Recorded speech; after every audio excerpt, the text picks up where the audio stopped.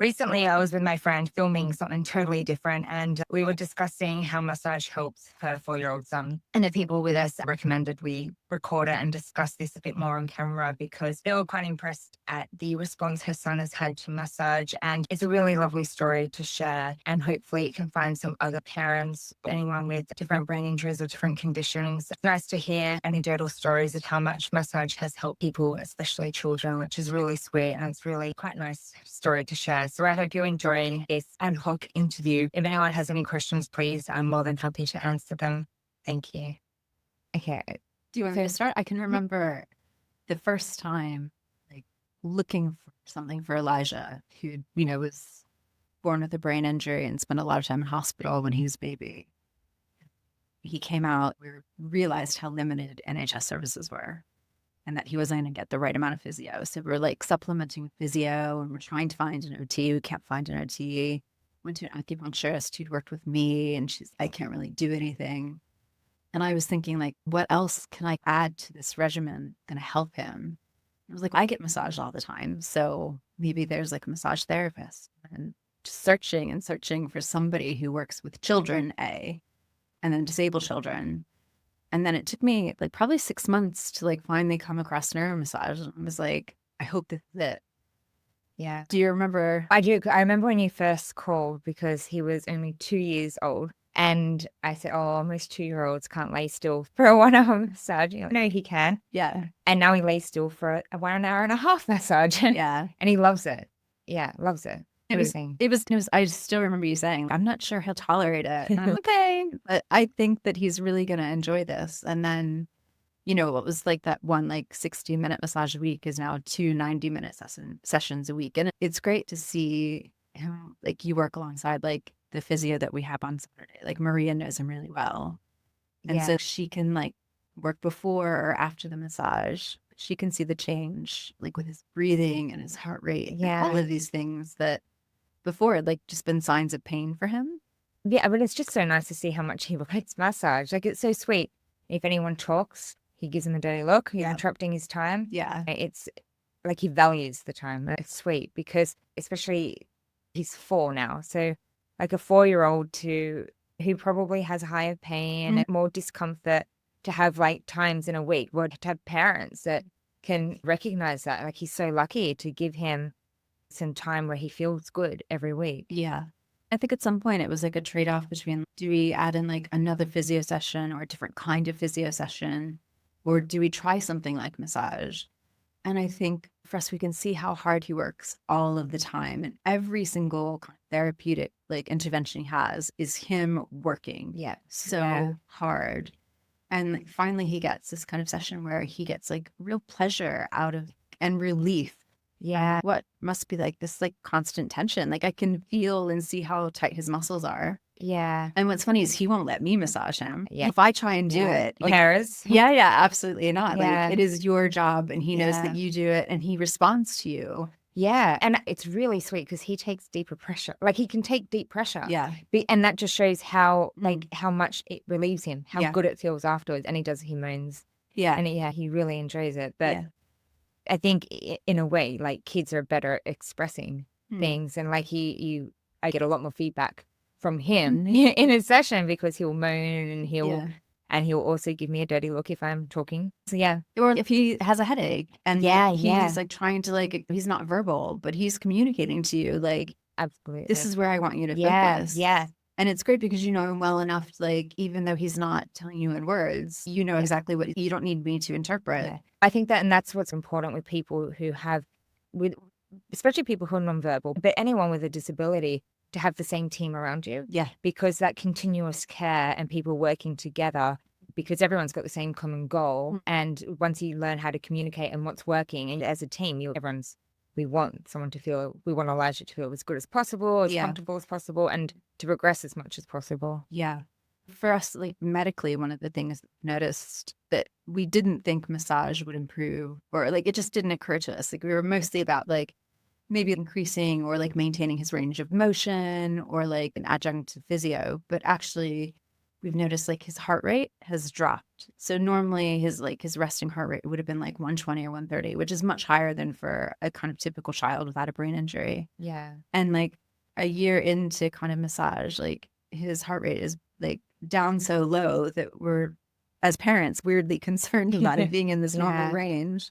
But I think like his vagus nerve is stimulated. And like I think you just get this parasympathetic like nervous system like allowing him to just relax. It is nice working with someone like Elijah because you got data in front of you. Yeah. Because I can see his heart rate. So Yeah. you can see when he is relaxing because you can, and actually his oxygen too. You can see the oxygenation will increase a bit, heart rate will lower. Yeah. So it's right in front of you. So you can see. Yeah. And he loves it too. Him being happy also will be helping with that relaxation. So not only the parasympathetic nervous system, but it's something that he likes. So his happiness, it was just a little bit. Yeah. There was that one time where you were, I don't know, unwell and turn up and he'd been expecting you and I had to tell him that you weren't coming. And he was really annoyed at me. And then like for the first half hour of the session, like he was really annoyed with not you. happy with me at all. I was Yeah. in so much trouble. Yeah. But it's fun because it's funny because I know him so well. And actually it is sweet because he's got the strongest personality. Like he's got the same personality like every other 4-year-old. And the way he expresses himself, if he's not happy with you, as every other 4-year-old will, it's just when you get to know people who are nonverbal, that's how you learn how to communicate better. Yeah. But you can definitely tell when you're in trouble. No. Yeah. Luckily, this is a thing with massage because like a lot of people, kids and adults are like, sometimes they're like, oh, physio, I can't be bothered. But almost all the time people are happy to see me. Absolutely. And I get the good out of people because people don't really, they're not usually going to get angry at me. Because they want their massage therapist to be good to them. Yeah. No, and he gets relief from it like immediately. And we can see, like we do this assessment every year called a CPIP where we assess his range of motion. And we've increased the amount of physio that we've done, but we also have increased the massage and making sure that you and Maria are like working together on like problem areas and like then thinking collectively, oh, if he's got a particularly tight body, what else could we do? Could we do Botox or something? Yeah. But like working collaboratively, like we've just seen like maintain or increase his range of motion in certain areas. Yeah. And like in terms of like his kind of like muscular skeletal system, like the opening up of the ribs, which is not something that we'd thought about. But like when he crunches to one side, he's not breathing into his ribs. And so massage is allowing him to actually take deep breaths. Yeah. And it's sweet with kids, but with a lot of, you can almost push people a bit further with the massage sometimes because because it still does feel nice, even if it's a bit of discomfort. Yeah. So I like how you distract him, like with like he likes to have his head massaged, like the hamstrings, the problem parts. Yeah. And he still hasn't quite cottoned on to I it know yet. that's I give it time. I think he's starting to. Yeah. But it's sweet because it's for a 4-year-old. He loves his massage. It's so sweet. Because some of the kids I see, they're a bit older. There's a lot more. I've got to distract them. A lot more. Yeah. And it's a bit more of a game than massage, but he's at that age where it's so sweet. It's all about his relaxation and his me time. Actually, I think he just loves being pampered too. I think he does. Yeah. I think he likes the candles and the ambiance. Yeah. And he's fun. He's Yeah. But one of the other things that we've noticed is like medications that like other kids have to take for dystonia or for pain management, like those have decreased enormously since we started with massage. And so I think whereas previously he might have had paracetamol regularly just to stay on top of a high heart rate or like some kind of sign or symptom that was telling us he was uncomfortable, he doesn't have those so often. So like we're giving paracetamol because he has a fever, not because he's like in discomfort. And he doesn't show signs of discomfort as much anymore, does he? No. No. We've been able to reduce some medications completely. We've been able to, or hold off on increasing them.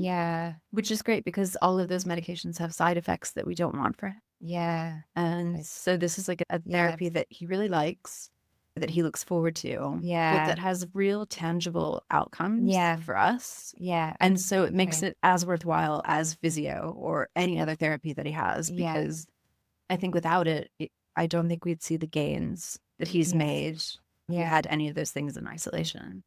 Yeah, absolutely. It's such a shame that it's not more common. I think a lot of parents would be, you do anything, right, to make your child feel a bit easier, relax a bit more, if you can reduce a bit of their pain, and also the long term of trying to help with muscle health. And it's just a shame that or hopefully soon enough, there will be more people doing it and they'll be more well known.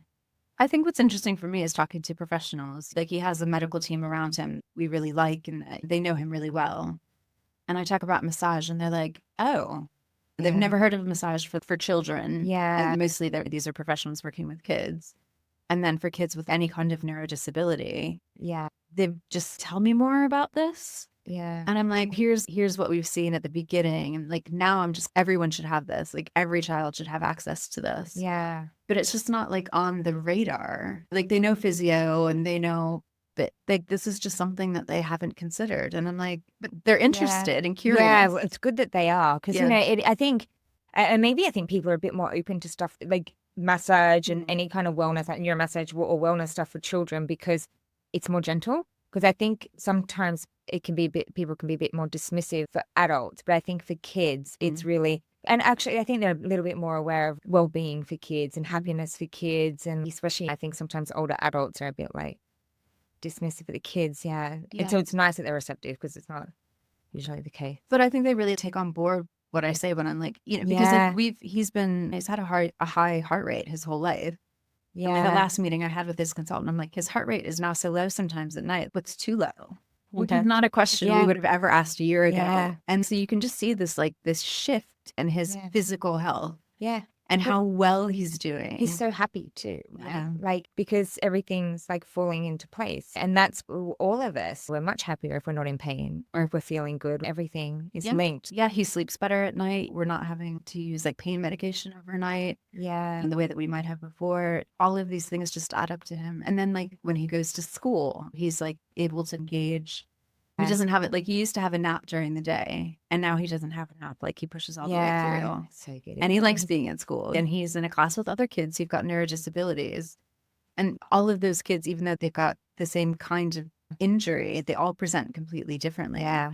But I think every single one of them could benefit from massage. So I'm always like telling other parents, like, this is really great if you can invest in this. Like, it's as worthwhile as doing physio or like an extra kind of.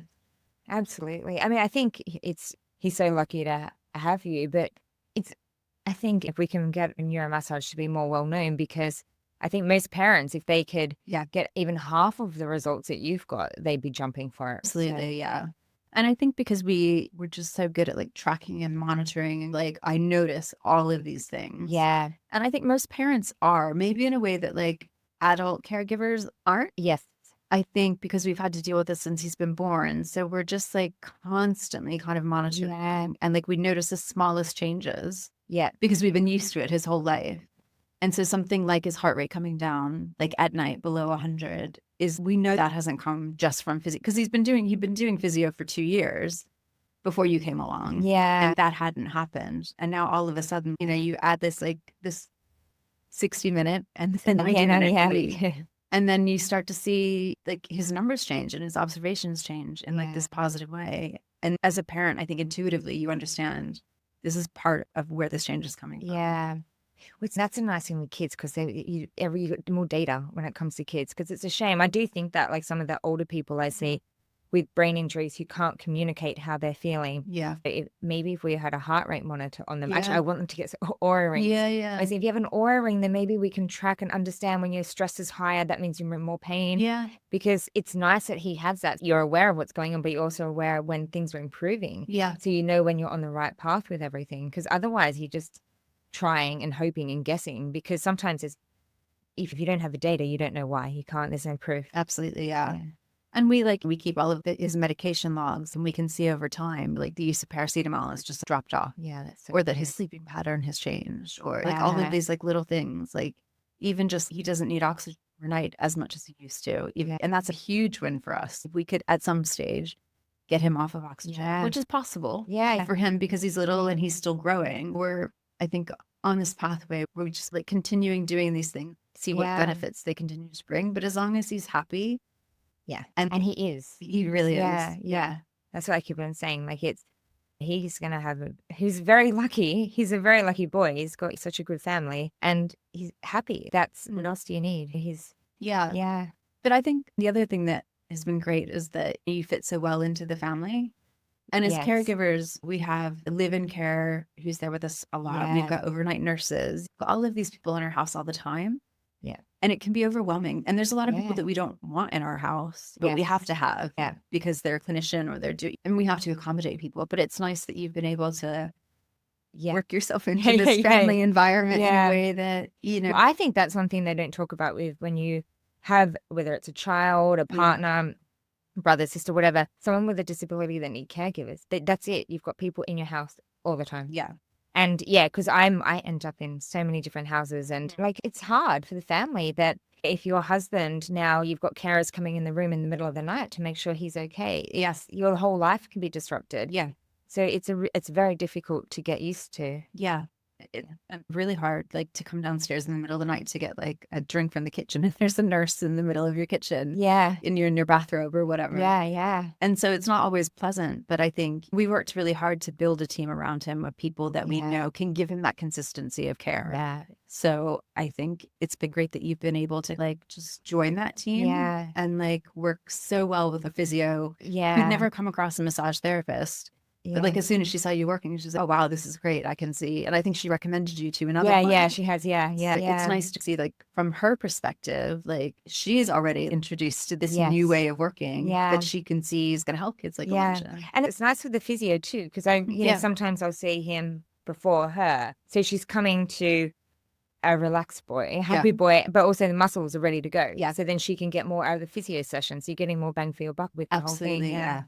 And it's great, like, that you both are flexible with timings so that, like, we can make sure that she either comes before or after. Yeah. Having that flexibility as well. Yeah. Which some people, like, we don't have that with other therapists. It's like, I can come on Thursday at 12. And I know, like, your schedule's super busy. But the fact that you're able, if he's unwell and I say, look, I'm sorry, he's not, there's no penalty or there's no. But this is what happens, unfortunately. There's always something. Yeah. But there is with everyone, so you have to be flexible. Yeah. And also, if I'm going to see someone, you want them to get the most out of the session. Yeah. So when's working best for them? Yeah. It's because it's not about me, it's about them. Yeah. And there's occasionally like sessions where he's not feeling well or he's recovering from a cold. So he might only do 16 minutes or he's really good at communicating. But because you know him so well at this point. Yeah. And actually, and I know you so, and I know his carers so well. Yeah. So it's really nice because it's like everybody, you trust everyone that's around him to know that everyone's doing what's best for him.